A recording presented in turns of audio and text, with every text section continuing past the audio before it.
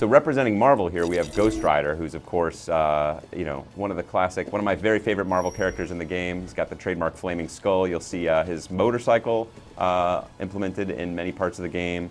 He's got the whip, lots of fire.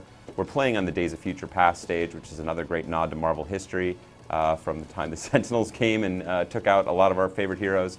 And a very interesting poster there in the background showing some characters from previous Marvel vs. Capcom games who have been slain or apprehended in our little Marvel tribute, and I'll leave that as a subject of speculation.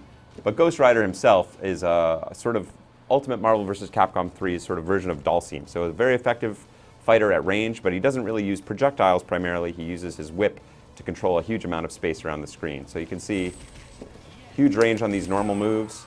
Sweep will connect from all the way almost across screen. He's got some closer up moves as well, which can be very effective, but ultimately he wants to keep you outside.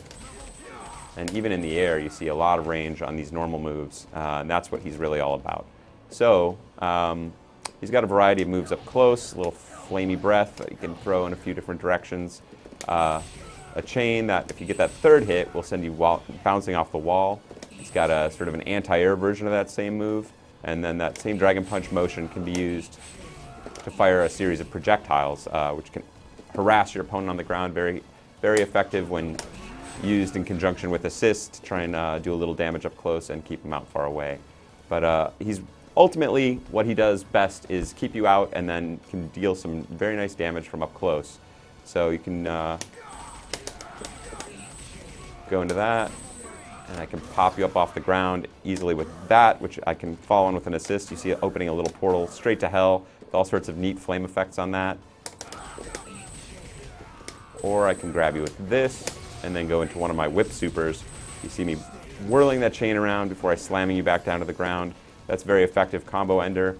I can also put you up into the air and then pull out the motorcycle to run over your face before popping a little wheelie.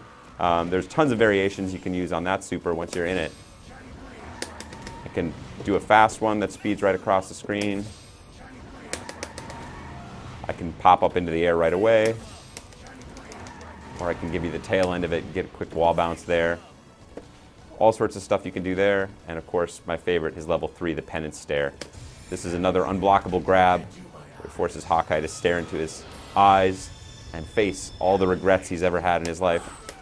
You can actually continue the combo after you grab him there and knock him back down to earth and run over their face again with a motorcycle. But ultimately, this character is all about space control and great combo possibilities and very effective damage at range with a series of very effective hyper combos as well.